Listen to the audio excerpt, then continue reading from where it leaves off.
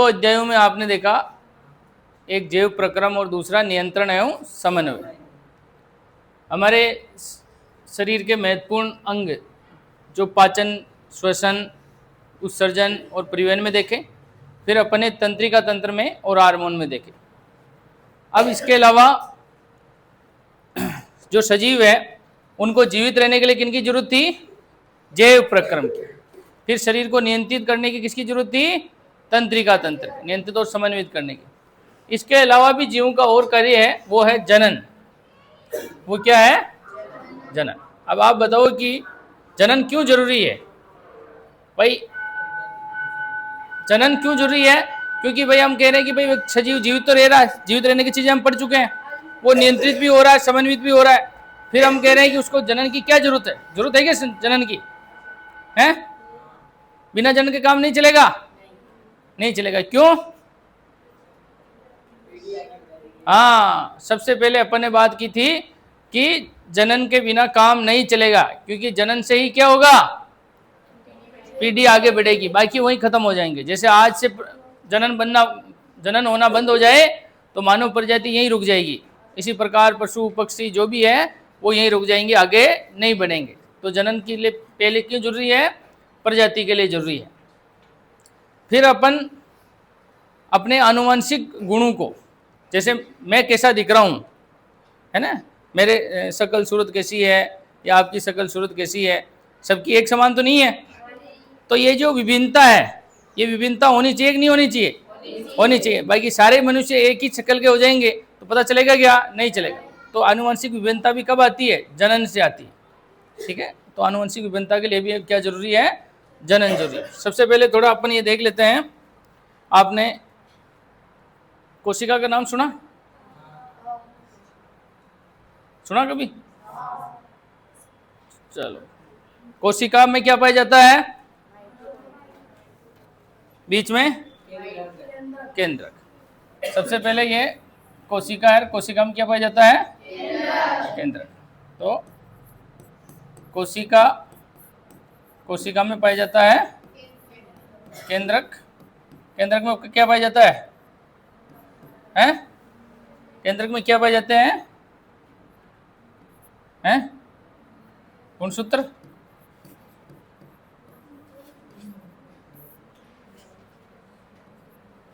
केंद्रक में क्या पाया जाता है? गुणसूत्र। और गुणसूत्रों में क्या पाए जाते हैं?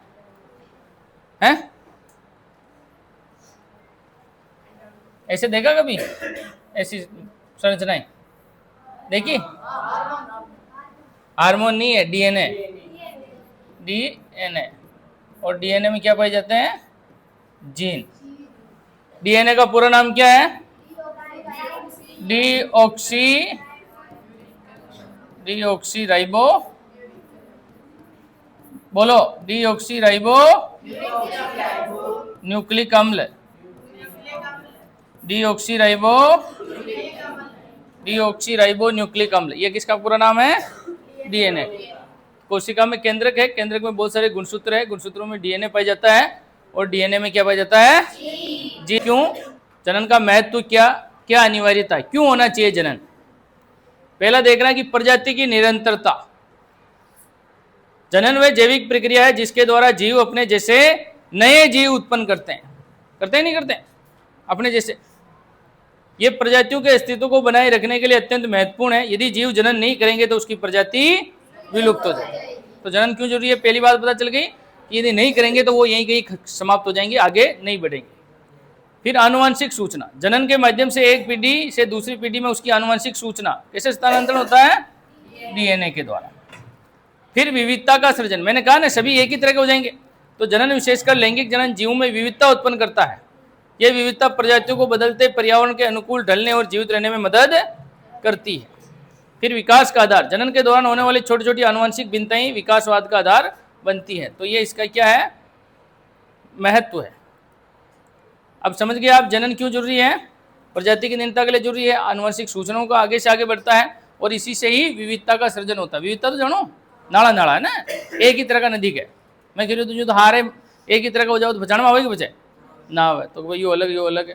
बच्चा वहाँ के बने न भाई यो का पापा ने गयो, यो की मम्मी ने गयो, तुम्हारा मामा पप्पी मम्मी पापा ने जाए ना बेटा बेटी, तो वो आनुवंशिक विविधता वहाँ के पीढ़ियों आगे आगे बढ़ती जाए। अटा तक की दिक्कत, जनन क्यों जरूरी है वो समझ में आ गया? बिना जनन के काम चल सकता है? नहीं। वैसे तो चल सकता है न चल सके? बिना जनन के काम नहीं चलेगा, व्यक्ति जीवित तो रहेगा ना, यूं कह रहा हूं मैं भाई, इसके लिए तो जरूरी है प्रजातियों के लिए, लेकिन बिना जनन के भी यदि व्यक्ति को केवल जीवित रहना हो तो जीवित तो रह ही सकता है, निरंतर समय में भी हो सकता है, ठीक है। लेकिन फिर भी अपने आनुवंशिक गुणों को अगली पीढ़ी में पहुंचाने के लिए और प्रजाति की विविधता के लिए और प्रजाति की निरंतरता के लिए क्या जरूरी है? जनन जरूरी।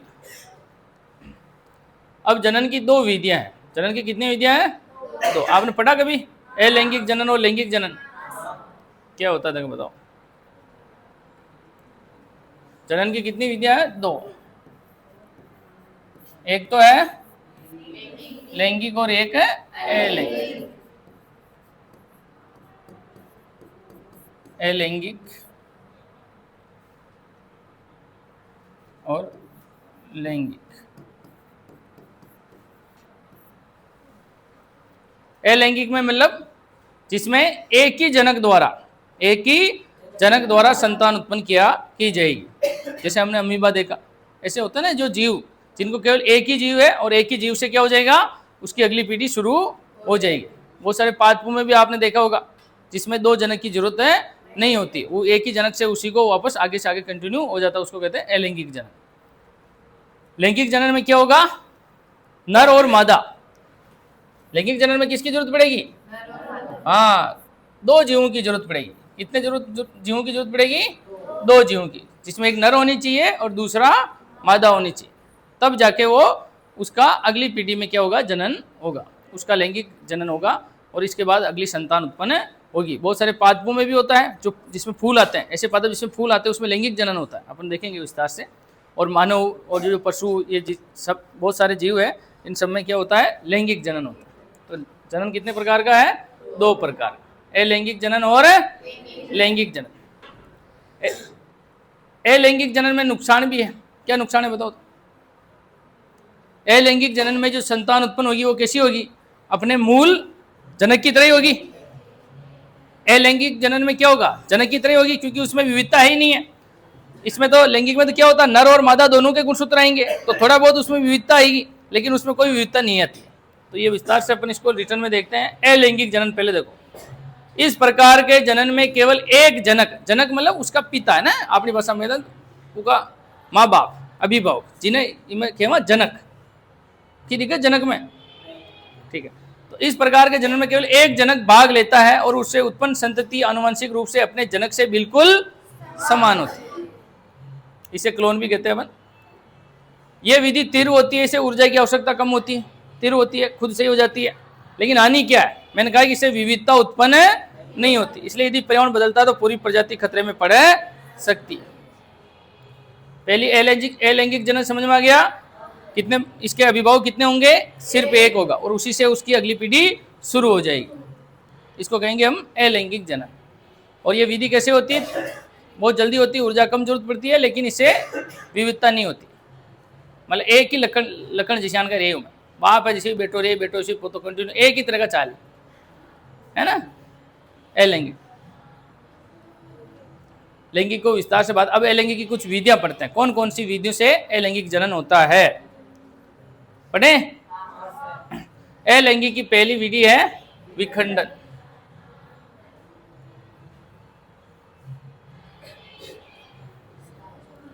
अलैंगिक की ये पहली विधि है विखंडन। विखंडन का मतलब, खंड मतलब जानो, खंड का मतलब अपनी भाषा में टुकड़ा। खंड को मतलब क्यों जाए? टुकड़ा। तो इसमें दो प्रकार है विखंडन के, वापस कितने हैं? दो। एक तो द्विखंडन है और एक बहुखंडन। द्वि और बहु तो पढ़िया वही, एक वचन, द्विवचन, बहुवचन पढ़िया वही। द्वि मतलब दो और बहु मतलब गणा उठा, बहुत ज्यादा। तो यदि टुकड़ो हो एक जीव का, कितनी संतति बनेगी?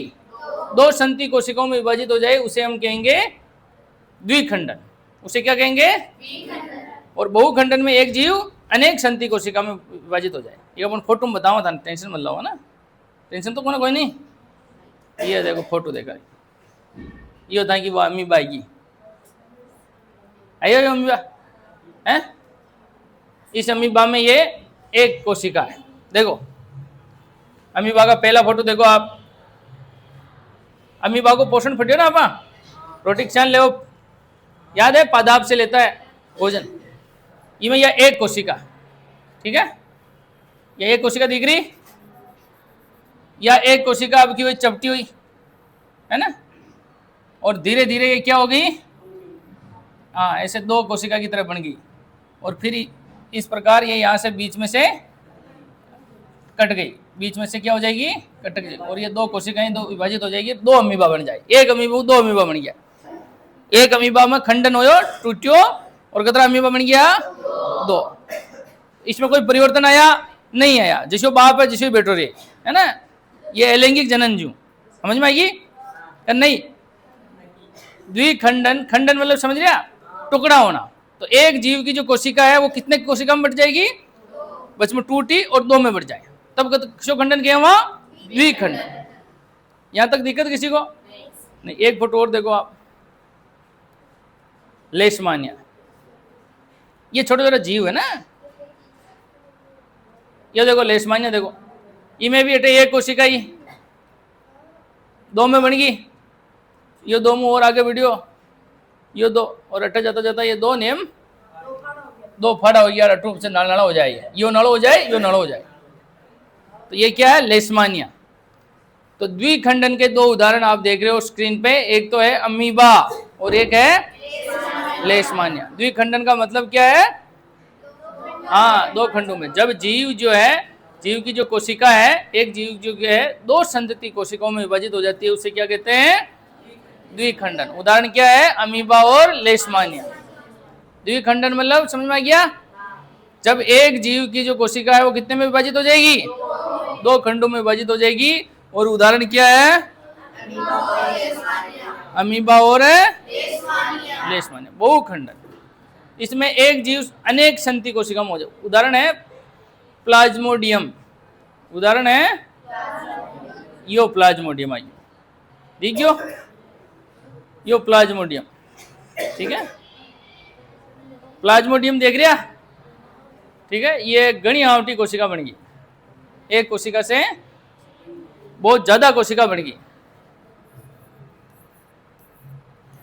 दिख रही है।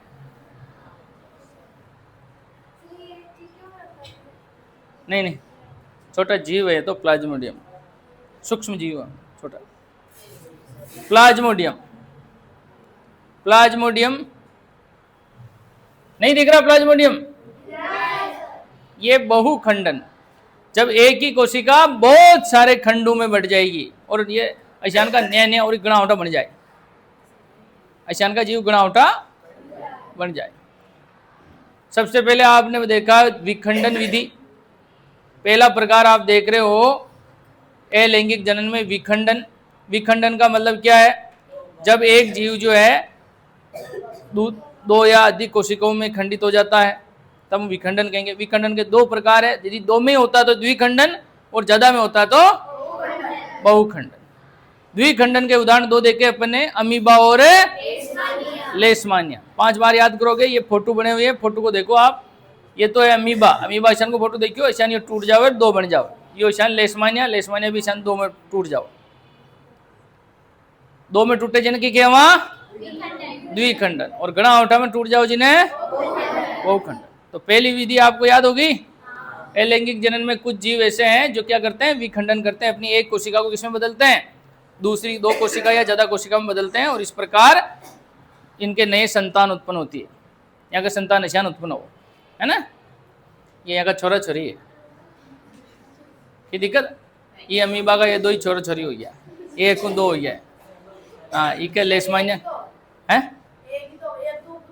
हाँ तो एक खुद तो ये आगू आगू और हो जाए, इका फचा दो हो है। इके भी देखो, इका ये एक हो, ये दो हो गया, है ना, इका गणा उठा हो गया, ठीक है। यो ईशान को फोटो देखियो कि नहीं, हाइड्रा, इमें क्यों इसमें होता क्या है, ठीक है, जैसे कोई एक जीव है छोटा, ये छोटा जीव में घटे एक जगह पर और नई जगह उत्पन्न हो, या होती होती बचे बड़ी हो जाए, मतलब एक जगह में उभार उत्पन्न हो, एक जगह में मन धरा के आंगली ना हो एक्स्ट्रा, जिसान जानी याद नहीं कि आंगली उगसी, या आंगली होती होती मोटी होगी, मोटी और यो जिसान को है ना, जिसान की यह आंगली पूरी बन गई, और पूरी बनने बचा टूट हो जाए, टूट जाए और वो न्यो बन गयो, इसको कहते हैं मुकुलन, नीचे लिखा हुआ मुकुलन। जब किसी जीव से एक छोटा सा उभार उत्पन्न होता है और वो उभार होता हुआ जीव बड़ा होता है और वो एक उससे अलग हो जाता है, तब वो कौन सी विधि कहलाती है, मुकुलन। इमू भी नयो यो भाई हो गयो, ये हाइड्रा को भाई हो गयो, है ना, यो हाइड्रा को बैठो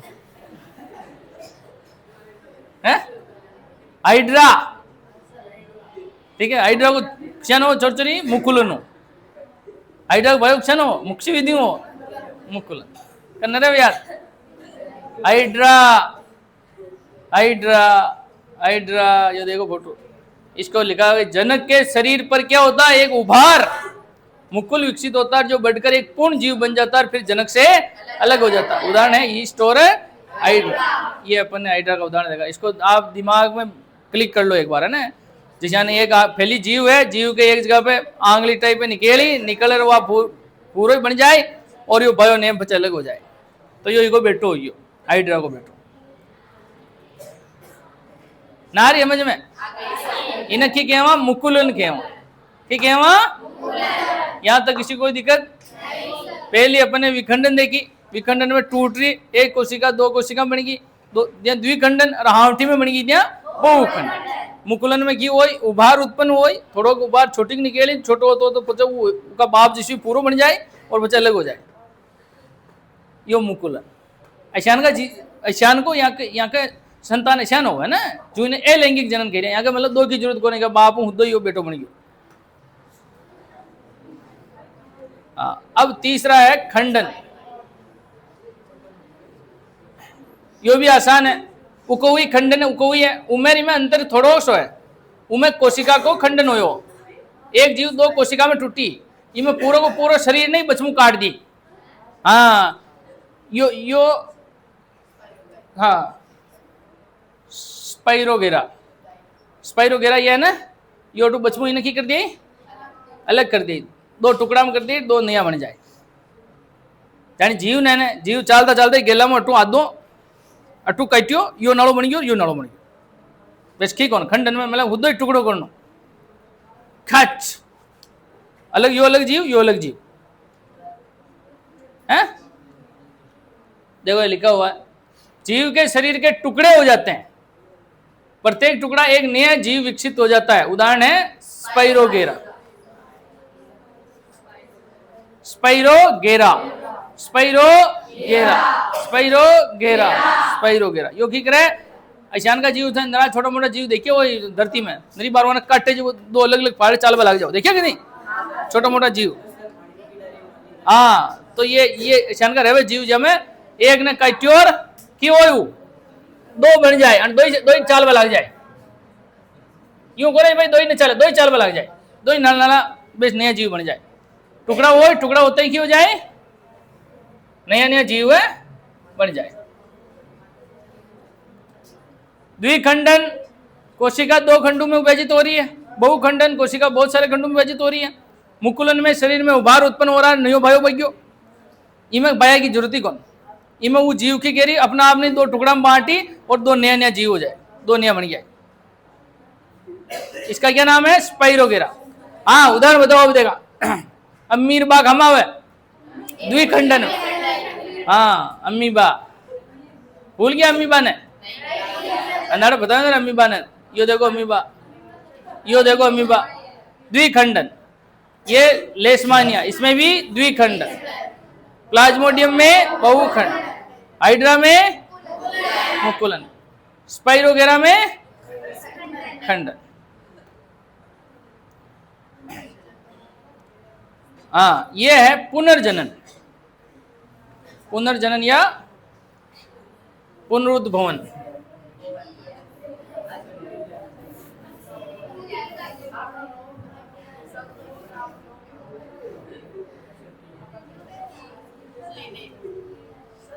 हैं? हाँ, अब ये देखो, अरे कहाँ चला गया रे, ये देखो प्लेनेरिया, सॉरी, हाँ, योखी की दो प्लेनेरिया में पुनरुद्भवन या पुनर्जनन। पुनर्जनन को मतलब क्यों है बताओ तो, फिर से जिंदा हो गयो, है ना। यो एक जीव हो प्लेनेरिया, प्लेनेरियन की कीधो का बच्चा को लाया, इन्हें 3 भागा में काट दियो, है ना, काट्यो इन्हें, काट्यो क्यों, ओ मुंडो भाजो बना लियो, ओ भी भाजो बना लियो, ओ भी भाजो बना लियो, काट दियो तो मान नहीं रहे, मरे ही कौन। हाँ, फाचा 3 जिंदा हो गया।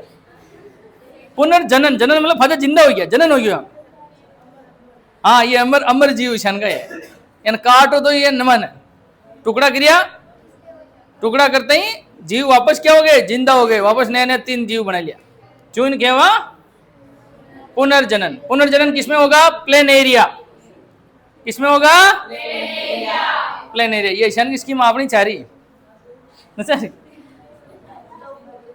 देखो पढ़ो, जीव के कटे हुए या स्थितिग्रस्त भाग से कट गयो, स्थितिग्रस्त हो गयो, उस भाग से पूर्ण जीव का वापस विकास हो जाता है। जैसे प्लेनेरिया, एक तारा मछली भी होती है जिसमें तारा वाली मछली, हाँ, स्टार फिश नाम सुना, हाँ, उन्हें भी शन काट दी और बन जाए। इसमें लैंगिक जनन भी होता है, लेकिन पुनर्जन्म की क्षमता भी इसके पास है। स्टार फिश होती है ना, हाँ, और ये क्यों देखो ये ईशान का, और इमें क्यों हुई, यो खुद ही 2 टुकड़ा में बांट दे, नयो जीव बना दे। इमें आपा कोई यो कट भी जाए, स्थितिग्रस्त भी हो जाए, दूजे भी काट दी तो ही मरे कोने, साउथरा टुकड़ा करो कोई का प्लेनेरिया, ठीक है, प्लेन ले मरे कोने होने। देख लिया, यहां तक दिक्कत हो तो बताओ। खंडन में क्या हो रहा है, 2 टुकड़ा कर रहा हो, खुद करेगा और नया बना लेगा। इसमें यदि क्षतिग्रस्त हो जाए, टूट जाए, कट जाए, कुछ भी हो जाए, तो भी वो क्या करेगा, फिर से वापस नया जनन कर लेगा, नया उत्पन्न हो जाएगा वापस। अब अगला है बीजाणु निर्माण। ये देखो, ये राइजोपस, कुछ जीव ऐसे हैं जिसमें क्या होता है, हाँ, बीज बनते हैं। ये जैसे बीज बन गया, ऊपर बीज बन गया, अब इस बीज में से बहुत सारे बीज हैं, ये छोटे छोटे, और इस बीज से वापस नया जीव उत्पन्न हो जाएगा। ये तो आसान है बहुत।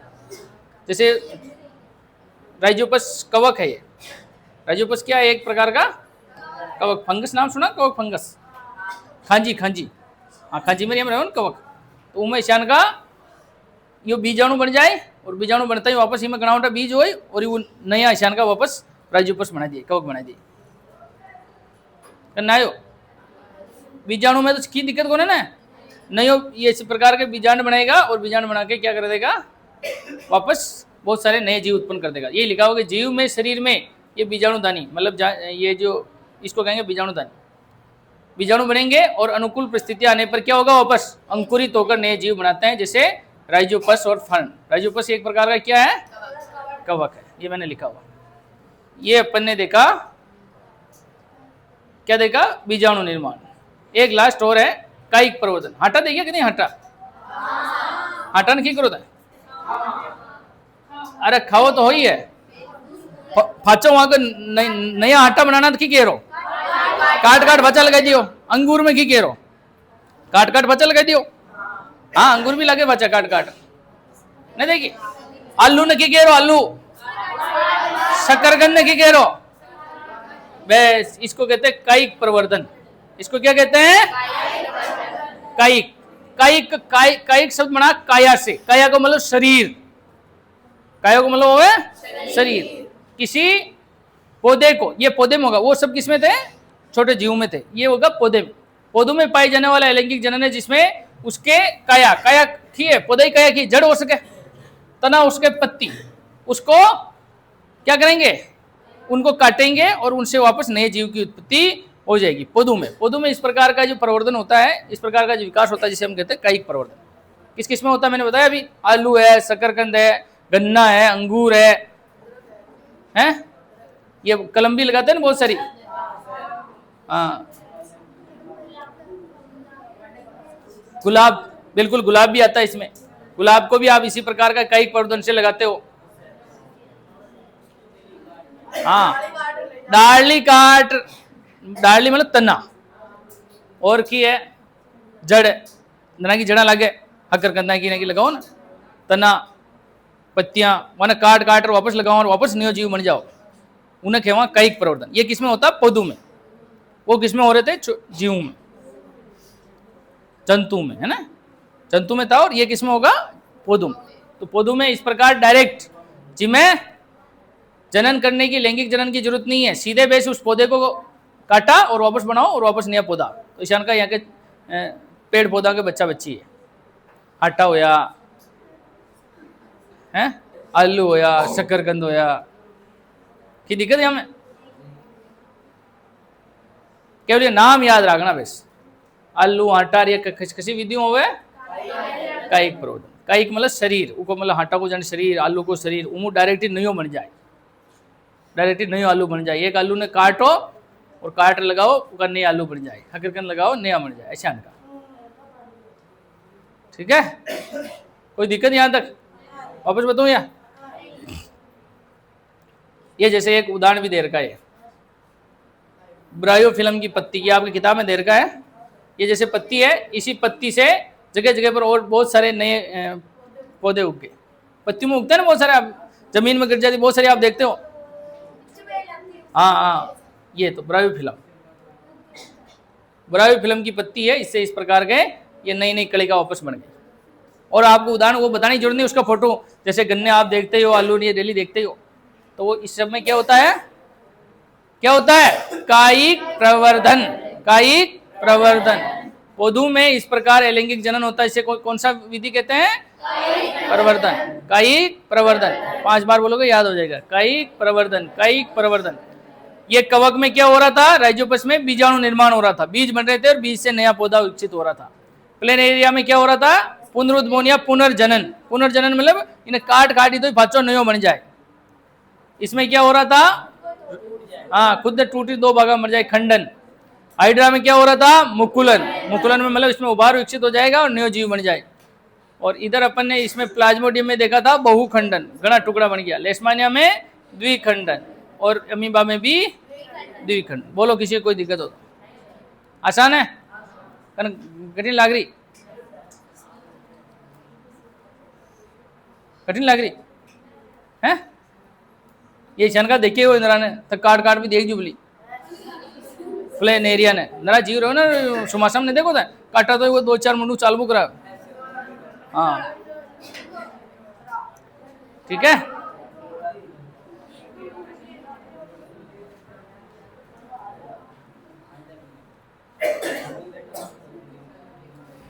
हाँ, एक आपके किताब में दे रखा है उत्तक संवर्धन। क्या दे रखा है? उत्तक संवर्धन। कोशिका से क्या बनते हैं? उत्तक। अब जिस प्रकार अपन ने पौधा देखा अभी, तो उन पौधे के उत्तक को क्या करना? संवर्धन करना। कैसे करेंगे? उत्तक संवर्धन तकनीक, ये थोड़ा बड़ा करूं, इसको दिख नहीं रहा होगा ना, अब दिख रहा है?